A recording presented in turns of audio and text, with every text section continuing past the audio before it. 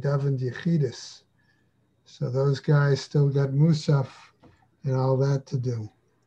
So they may not be on till a bit later. Okay. All right. Year of Learning, Dr. Paul Koningsberg, in memory of his brother, Dr. Sam Koningsberg, Shimon Reuven ben Labish, and Ed Goldberg's cousin, Nissen Hara Nissen ben Fardosa. Paula and Bob Bromberg, in memory of their dear friend Julian Smith, Yehuda ben Yisrael. Malka Mann, in memory of her family murdered in the Holocaust. Harav Tzvi Hirsch ben Shlomo Yaakov, Sarah bat Ephraim, Yisrael David ben Harav Tzvi Hirsch, Ephraim ben Harav Tzvi Hirsch, Adia bas Harav Tzvi Hirsch, Miriam bas Harav Tzvi Hirsch, Pesel bas Harav Tzvi Hirsch, Shalom ben Harav Tzvi Hirsch, Shlomo Yaakov ben Harav Tzvi Hirsch, Shmuel ben Harav Tzvi Hirsch. The many friends of Dr. Marvin Blush, Moshe Shalom ben Yitzchak Halevi, friends of Toby Paris, Sarah Tova bat Yisrael Dov, friends of Malka Levi, Malka bat Yosef, friends of Avi Gitler, Avrameir ben Shimon, okay. Cheryl Scher, her children and grandchildren, in memory of her uncle, founding member of BRS, Dr. Israel Brook, Yisrael ben Harav Akiva, Marcia Federbush and family, in memory of her husband, Dr. Uriel Paul Federbush, Uriel ben Harav Shimon. A Month of Learning by Phyllis and Chaim Reese, okay, in memory of her father, Pinchas ben Avraham.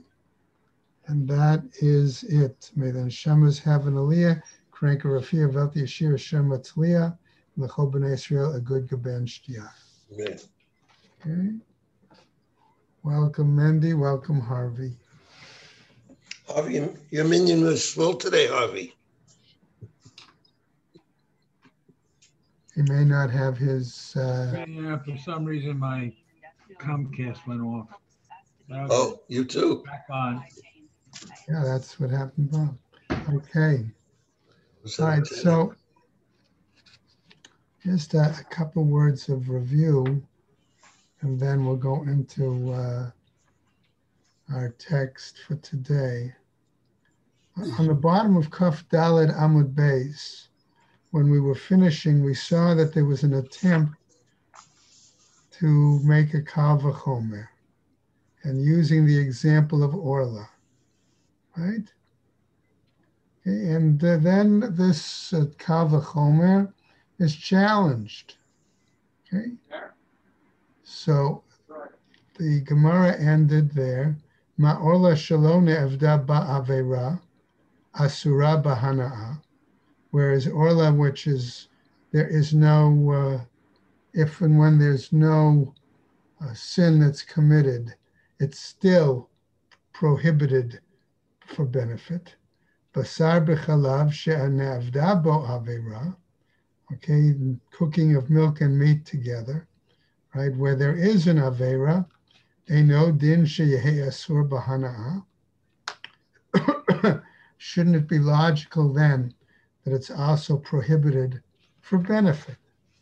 And then we went over a little bit, right? Mala Orla on the top of Kaf Hey. Mala Orla Shekain Lo Haitala Shata Kosher. But the challenge to this Kal V'chomer, okay? Whereas Orla, okay, at that point, it has no time period where it's permissible, okay? Tomar b'basar b'chalav shahaita lo shata kosher. What will you say then in regards to the idea of meat and milk that does have at least some time of permissibility when they're each separate? Separate.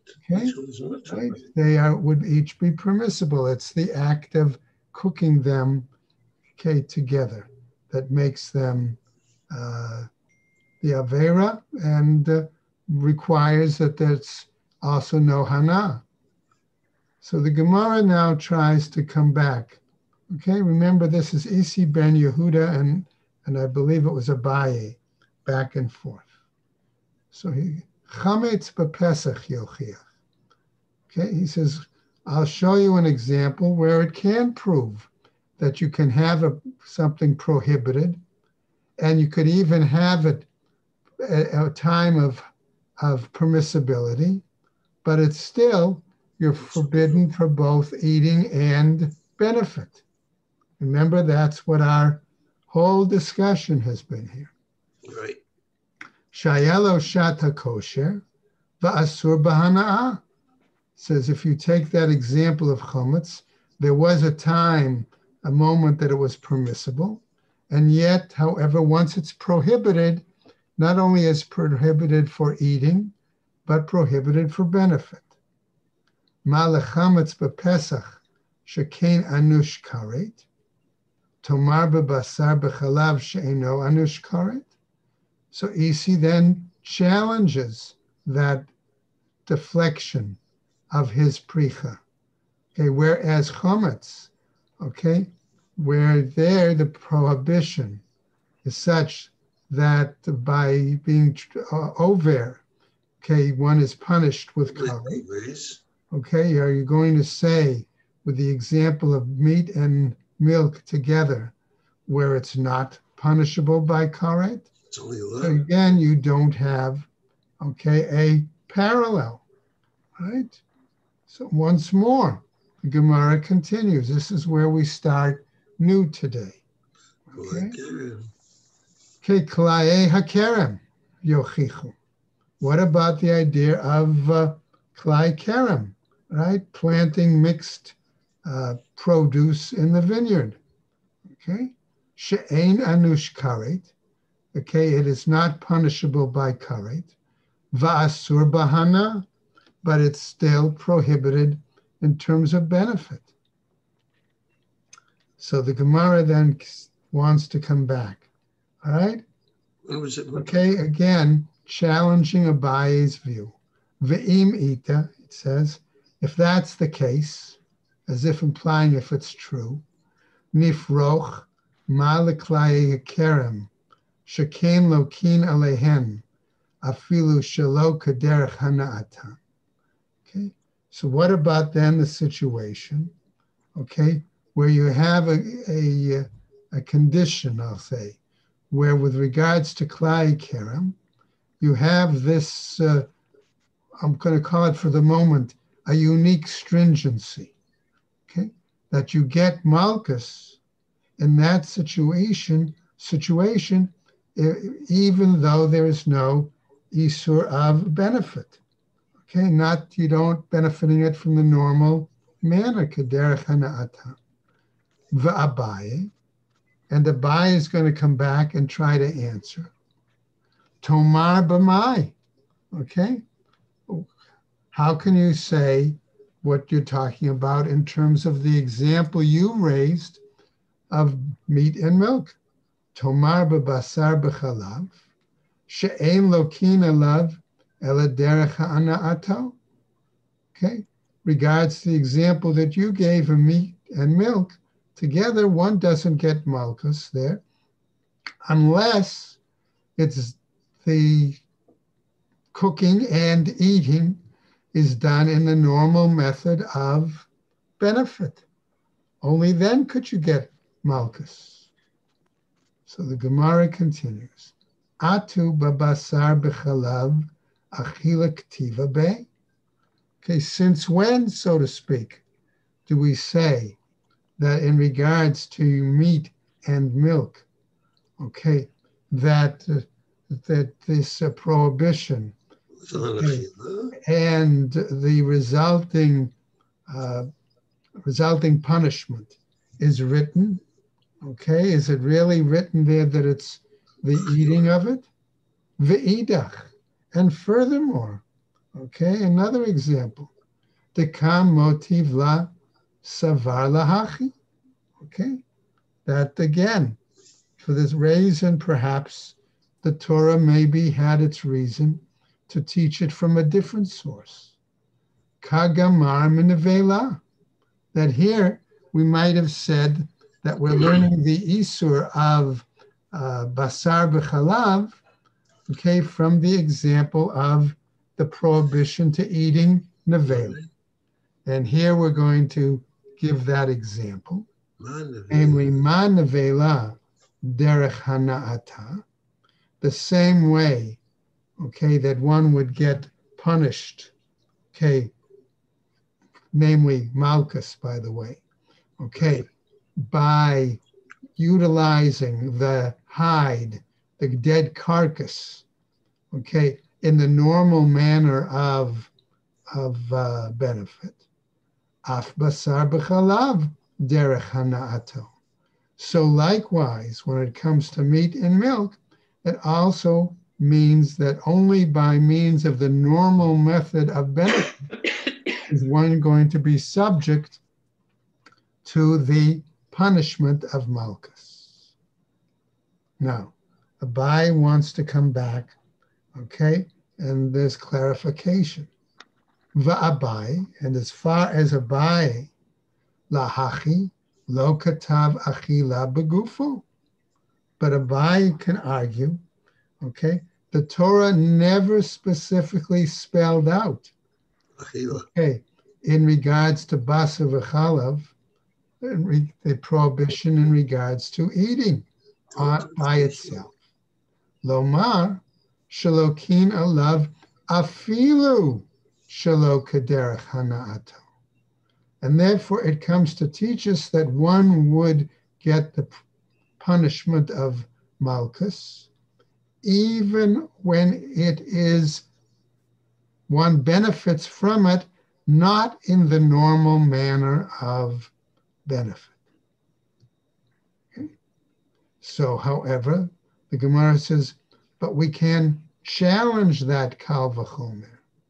V'lifroch, okay? Maliklai hakerem, shekain lo haitelo shata kosher. With coming back then to our example, you're trying to make that parallel, okay, with klai kerem. There too, we don't have a situation where that ever had any permissibility at any time. So what happens? We now see another example. Okay? Okay, as we go on. Amar Rav Adabar Ahava. What is he trying to tell us? Okay? Kila'ai Merit, right? Zot Merit, Kla'ai Hakerem, Ikaran Ne'asarim.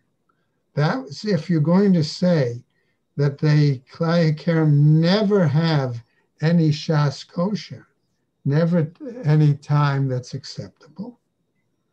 Okay? That implies that even their roots are forbidden. Okay? In other words, the original planting, once it's there, okay, is also forbidden. Ho'il v'haita lehen shat hakosher kodem hashrasha. But that implying that they would have some time of permissibility before they are planted, before they take root. Okay? So in other words, is that the case? So Abaye is still trying to argue his perspective. Okay? Now, we have another challenge. Meitiv Rav Shemaya. Rav Shemaya, however, is going to cite another Mishnah, okay, in regards particularly to the example of Klai Kerem. Okay? We know that it means, I'm going to put it this way, seeding a vineyard with alternative or other kinds of plant life. Okay? What about the following example, he says, based on the following Mishnah? Okay? Hama'avir atzitz nakuv b'kerem. One brings over, transmits, right, transports a perforated pot, okay, and is going to plant that in the vineyard. Im hosif matayim, okay? if, says the Gemara, 200 parts, okay, of the contents of that pot compared to what's there in the vineyard, right? Asur, then that part is forbidden. Right? Hosif and lo hosif lo. If it adds to it, yes, okay, the new growth is prohibited. Lo hosif, if there is no further new growth from the perforated pot, it's not prohibited. Okay? Why? Because remember we say that it's going to be batel b'meya in this situation. Amar Rava. Says Rava here, now making a comment, Trei kra'ai k'tive. We've got two contradictory psukim stated here. On the one hand, k'tiv hazera. Okay, it implies when it says the seed in the pasuk, it means pre-existing seed. Okay, the planting of this is forbidden. Uktiv hamle'ah. On the other hand, there's another pasuk that says that when it comes to its full state, its completeness, it's forbidden. Ha-ketzad, how is this contradiction to be dealt with? Zroa me'ikaro. Okay, we're talking about the fact that when it's planted, okay, from its beginning, from its inception, bahashrasha zroa uba. When we say that it's being planted, when it's being rooted, okay, it then comes into the vineyard and then develops. Okay? Therefore, hosif ain, any new growth, okay, on that, from that item in the perforated pot, okay, is therefore prohibited. Lo hosif, lo.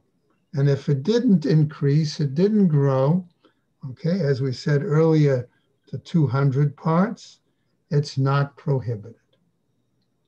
Okay, now, so the question is, can we derive from here a challenge to Abaye's, okay, perspective? We'll see in a moment. Okay. Now the Gemara continues. Amar Rav Yaakov, says Rav Yaakov Amar Rabbi Yochanan, in the name of Rabbi Yochanan. Bechol mitrap'in chutz me'etzei asherah. With all items it is permitted to heal oneself, okay, with the exception of wood that comes from a Asherah tree. In other words, any wood, plants, branches, leaves, etc., from this tree that's been utilized for avodah zarah. Okay, hechidami. So the Gemara asks, what does this mean? What's the implication here? Inema deika sakana. If we say that there is a serious life-threatening danger, afilu atse asherah nami, then even the wood, branches, leaves, whatever, of the asherah, also shouldn't that be permitted? Ve'ideleka sakana. And if we say there is no life-threatening danger, afilu kol isurin shebetorah nami lo, then any other kind of item that's prohibited in the Torah also should not be able to be utilized. Right? So at this point, the Gemara then answers us, Le'olam de'ika sakana va'afilu hachi. Okay? We're talking about a situation of life-threatening danger. And even in this case, excuse me, even in this case, okay, Atse Asherah lo. Wood from an Asherah tree is not permitted. Now, we might ask ourselves, okay, what does this have to do with the previous example of Klai Kerem? Okay, we could make the parallel the same way Klai Kerem never have a shas kosher. So here too, we're saying the wood from the Asherah tree never has a shas kosher, never has any permissibility whatsoever. Okay? And we clearly say that they're both forbidden. Therefore, it must mean that they're both forbidden also for Hana'ah. That's what the Gemara seems to be implying. Now, however, we continue about 2/3 down the Amud. Okay? The Tanya has taught Rabbi Eliezer Omer. He says as follows, right, in the Braita, Im ne'amar b'chol nafshecha. Okay, I'll give a different example. He says, and this example is in regards to the requirement that the Torah has for one to become a martyr, okay, to give up one's life. If in the Torah it says b'chol nafshecha, with all your, let's call it soul, lama ne'amar b'chol ma'odecha. Why must it also say with all your ma'odecha? Now we could translate ma'odecha with all your might, as some translations have, but we could also translate it, okay, with all your resources. Okay? Ve'im ne'amar b'chol ma'odecha, and if it says in this case with all your resources, lama ne'amar b'chol nafshecha, why is it said here with all your soul? So the Gemara clarifies, ela lamar lach, rather it comes to teach you the following. Im yesh adam shegufo chaviv alav miman ma'ano, if there's a person where his life is more precious to him than his money, l'chach ne'amar b'chol nafshecha, for that purpose it's written, right, to love Hashem with all your soul. V'yesh adam shemamono chaviv alav migufo, and there could be a person whose resources, okay, is more precious, his money is more precious than his life. L'kach ne'amar b'chol ma'odecha, and for that reason it says with all your resources. Okay, so the implication here then is that it's clear that one must give up their life rather than commit adultery. Okay? Now, the Gemara, however, is not satisfied, okay, here, okay? And we have to connect it back to what we saw previously. Ki ata Ravin, when Ravin comes, right? Amar Rabbi Yochanan, he said in the name of Rabbi Yochanan, B'chol mitrapeim chutz me avodah zara, with all items, okay, a person can heal themselves, with the exception of those items that may involve idol worship, v'gilui arayot, and right, inappropriate sexual relations, ushvichut damim, and murder. Okay. Avodah zara hada amran. Avodah zara, idol worship, as we've said. Okay. In other words, as the example that we've given. Okay. With regards to the Asherah tree. Okay. And we said that shows us that any benefit, there's a love, and there's any benefit aside from eating is not permitted, and that is beyond just the prohibition of consumption.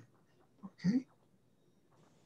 Gilui arayot, inappropriate sexual relations, ushfichut damim, and murder. The Tanya is taught in a Braita. Rebbe Omer, says Rebbe the following, citing a pasuk, Ki ka'asher yakum ish al re'ehu v'tzracho nefesh kein hadavar hazeh. Okay? A pasuk saying, right, that the case that a man who rises up against his fellow man and murders him, so is this thing. What thing? Okay. References then to inappropriate sexual relations. So the Gemara clarifies. V'chi ma inyan rotzeach eitzel na'ara ha'mu'urasa. So what is then the connection between the idea of somebody murdering a person and someone having illicit sexual relations? The example particularly being a betrothed young woman. Okay. Harei zeh ba lelamed. It must therefore come to teach us that there is a connection. V'nimtza lamed, and we find that the topic that it comes to teach us is as follows. Makish rotzeach lena'ara ma'urasa. That we make a hekesh, an association between the example of the murderer and the example of the illicit relations, particularly with regards to a betrothed young woman. Ma na'ara ha'ma'urasa nitan lahatzila benafsho, whereas regarding the betrothed young woman, okay, we derive the fact that it's permissible to save her from the attacker, and that implies even killing the attacker. Af rotzeach nitan lahatzilo benafsho. So likewise, in a potential case of murder, it is viable to kill, again, the attacker, the potential murderer, by means of preventing them from killing the intended victim. And then we continue. V'na'ara hamu'ursa merotzeach. And now I come back and do the hekesh in the opposite direction. What's then the connection between the betrothed woman and the murderer? Ma rotzeach yehareg va'al ya'avor. Okay. Whereas in regards to the example of someone who is being threatened, their death, that they will be killed unless they kill somebody else, and we are not permitted to do so. Af na'ara hamu'urasa tehareg va'al ta'avor. So likewise, a betrothed young woman should allow herself to be killed before she would allow herself to be indulged in illicit relations. Implication clearly being that likewise we saw with the example of Avodah Zarah, that one should allow themselves to die before committing Avodah Zarah, carrying it through to what we saw before. Therefore, if one has a severe wound, one should allow themselves to better die from the severe wound than utilize the wood or the branches, leaves, whatever, from the Asherah tree. And so therefore the implication again would be complete prohibition of hana'ah based on the example of an isur of the Torah. Okay. Doesn't everything go with the pikuach nefesh? Has nothing to do here. Good question, Zev. Okay.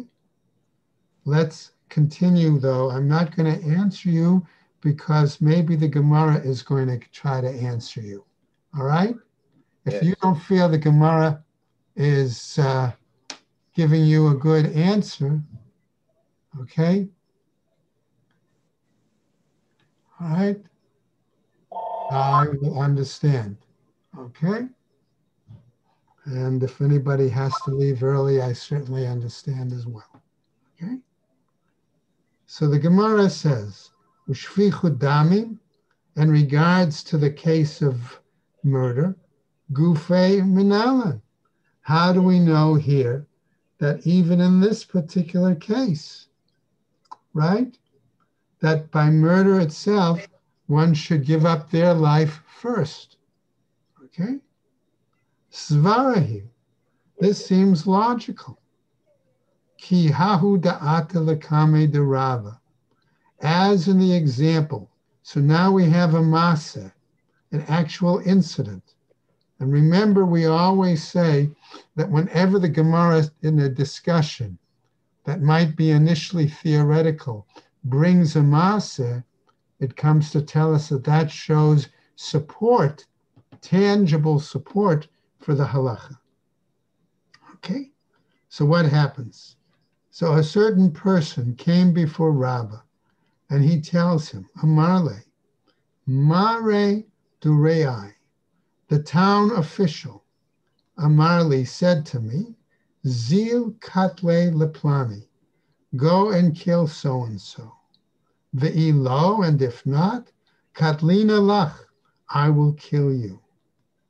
Amarle, Rava tells him, Lik Tuluch, let him kill you.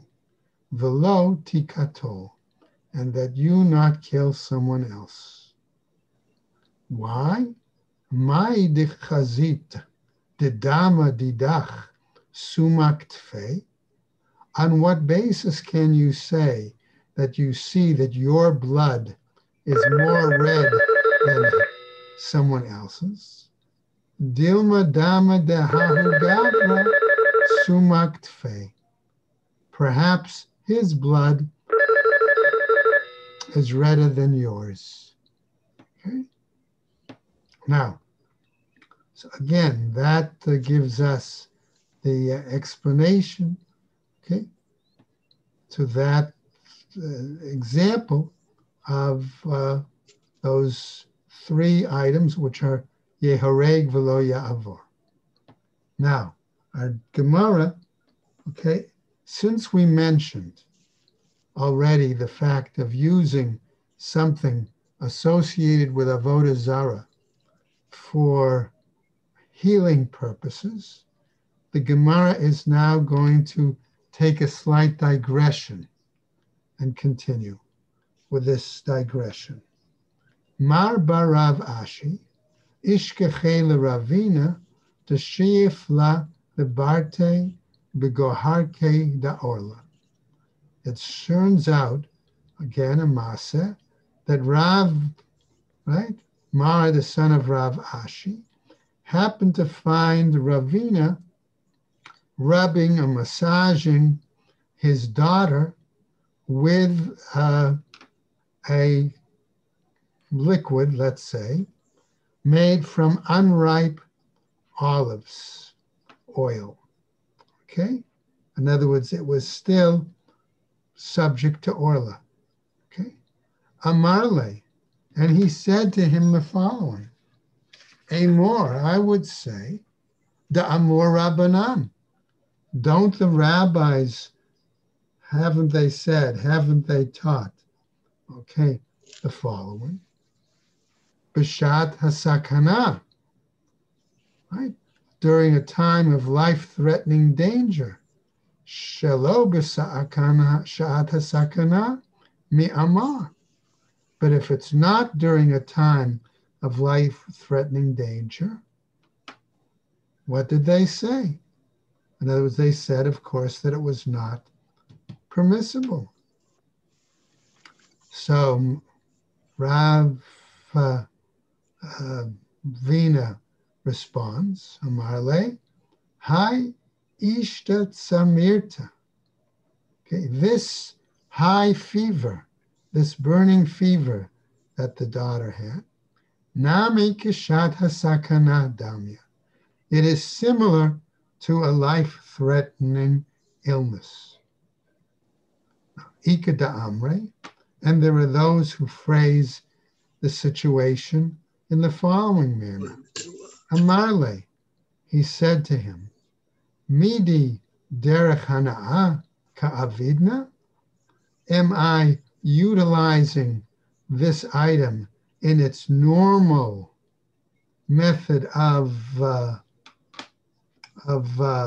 benefit? Right? Itmar. And it was said, right, about this, the following. Okay. Hana'ah haba'ah lo la'adam ba'al korcho. What about a situation where a person benefits but unwillingly? In other words, it's not their intent, okay, to really benefit. Okay? As in this case, okay, with the daughter. It's not really for her pleasure, her benefit, it's a situation. Abai amar muteret. Abai says it's permitted. But Rabba amar asura. And Rabba says it's forbidden. Efshar. Okay? It's possible, says the Gemara, to avoid benefit. V'ka mechavein. And still, okay, one could have the intent to benefit from it. Right? So it's possible to avoid the benefit, but still benefit from it. Lo efshar, there's a situation where it's not possible to avoid benefit. Ukemechavein, and one still has the intent to benefit. Kuli alma lo pligi da asur. Everyone is in agreement in that case that it's prohibited. Lo efshar velo mechavein, where it's not possible to avoid benefit, and one also doesn't have the intent to benefit. Kuli alma lo plige deshari. Everyone is in agreement, okay, or they don't disagree that it's permitted. Ki pligi, where do they disagree? De efshar, where it's possible to avoid the benefit. Velo mechavein, but one's intent is not to benefit. Okay. Va'aliba de Rabbi Yehuda, and this seems to follow the view of Rabbi Yehuda, the Amar, who says davar she'ein mitkavein asur, that something that one doesn't have the intended purpose is still forbidden. Now, the Gemara tells us, Kuli alma lo pligi da asur. Everyone, okay, is in agreement that, right, or they don't disagree that it's forbidden. Ki pligi. Okay. 1 second. Where do they disagree? Aliba de Rabbi Shimon. Okay? Rather than the view of Rabbi Shimon. Okay? Who says, the Amar, davar she'ein mitkavein mutar. That where one doesn't have the intent, okay, it is permitted. Abai ka Rabbi Shimon. It would therefore seem that in this machloket, Abai holds like Rabbi Shimon, would rule like him. The Rava Amar, okay, and Rava says, Ad Kan lo ka'amar Rabbi Shimon, elehecha de lo efshar. Rabbi Shimon only says it was permitted, he argues, Rava, up to a point where it was not possible for the person to avoid the benefit. Aval hecha de efshar, but where it's possible for them to avoid the benefit, lo, then it's not permitted. Ika da amri. And there are those, however, who phrase this disagreement with an alternative basis. Efshar velo mechave, if it's possible to avoid the benefit of the activity, and velo mechavein, and have no intent, okay, to enjoy the benefit. Hainu pluktaihu, the Rabbi Yehuda the Rabbi Shimon. This is the argument between Rabbi Yehuda and Rabbi Shimon. Lo efshar velo kamechavein, where it's not possible to avoid the benefit. And also one does not have intent to receive the benefit. Kuli alma lo plige deshari. Everybody is in agreement and they don't disagree that it's permitted. Ki pligi, where do they disagree? De lo efshar v'kam mechavein, where it's not possible to avoid the benefit, but one still has intent to derive benefit. Va'aliba the Rabbi Shimon, and this is according to the view of Rabbi Shimon. The azil batar kavana kuli alma lo plige da asur. Rabbi Shimon, who basically says that we follow, okay, the issue of the person's intent. And in that case, everybody is in agreement, or everyone doesn't disagree that it's forbidden. Ki plige, where do they disagree? Aliba the Rabbi Yehuda, just the opposite from what we saw the first lesson in regards to Rabbi Yehuda. The Amar, who says, Lo shna mitkavein, velo shna she'en mitkavein. It doesn't matter whether the person's intention was to benefit, or if the person's intention was not to benefit. Efshar asur. It's whether the person's effort to avoid the situation. That is what it counts. That is what makes it forbidden. Therefore, in that case, Abai ki Rabbi Yehuda, Abai would be in accordance with Rabbi Yehuda, right? The Rava, as we go over just a little bit, would argue the following. Okay? Amalach, he would argue and tell you, Ad kan lo ka'amar Rabbi Yehuda, she'ein mitkavein k'mitkavein. That up to this point, we would say that Rabbi Yehuda, okay, holds the view, right, is that one who doesn't intend is the same as one who intends. Ele lechumra. But rather, we're talking about a stringency, okay? Aval mitkavein, kashe'ein mitkavein lekula. But if his intent, okay, is the same as one who doesn't intend, and it is for a leniency, no, that's not the case, okay? We don't, does not permit it in that situation. So we're going to stop there. The guys that joined in a little, okay, we'll pick up there tomorrow. Okay. To the fellas that wind up going to shul and started a little later, do you want me to go back? No, thank you. I'll do it myself. Yeah. Okay, thank you very much. We appreciate the offer, but I'm going to go back and try to look it over. Thank you very much. Rabbi Green, I don't see where you answered my question. Suppose someone can use Orlo to help someone else, like the Gemara was saying. Yeah. Is he allowed to or not? Because it's a psik ratio. If someone's going to die, someone's dying, and he needs it for for refuah. It would, okay. I guess I would need to answer it this way, Zeb.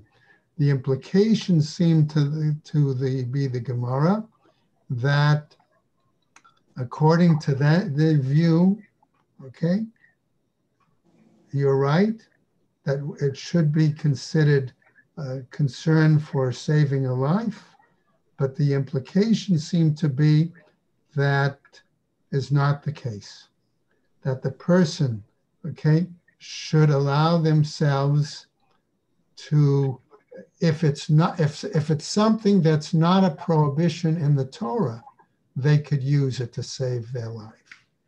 But if it is a prohibition clearly in the Torah, like the example of Avodah Zarah, using the leaves or the wood from the Asherah, that would not be permitted, even to save one's life.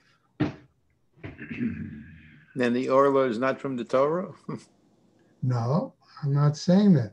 The implication, in other words, would be that Orla, okay, even though that's a prohibition from the Torah, it's not in the same category. Yeah, I agree, yeah. Right. And so that would be permitted. Okay, well, what about basa v'cholav? You have a medicine that's basa v'cholav. Can you use it just as part of a refuah? Not talking about life-threatening. Basa v'cholav, can it be used as a refuah? Right, I understand your question. Okay, to be used as a refuah, you're not benefiting from it in its normal method, right? Right. So therefore, what would you think? You would think that you would be able to use it. Right. I would think so. You would think so. That's the point. Okay. Okay. Thank you very much. Have a great day. Good questions. In that sense, we said basa v'cholav, Rabbi Green. Yeah. I've seen some medicines that contain gelatin. Ordinarily, it could be a vegetable gelatin, or it could be porcine, where it's derived from a pig. Would you say that fits in the same category as basa v'cholav? No. Well, the gelatin, you mean if it's derived from a non-animal source? Well, I've seen actually the label says it's porcine gelatin. So I've avoided those. If it was regular gelatin, I might use it. Okay, but gelatin can be made from animal sources or non-animal sources. Right. Right. If it's from a non-animal source, what would be the problem using it? Then there's no problem. Right. But what if the only thing you can get is the animal gelatin? Good question. Okay. Then you have to think about the issue, has there been enough of a shinui, okay, with the item to consider it no longer like its original status? I'm sure it would not be recognizable anymore when it's used. That's the point. That's the issue. Exactly, Zev. That's the exact issue. Okay? All right. Thank you. All right, guys.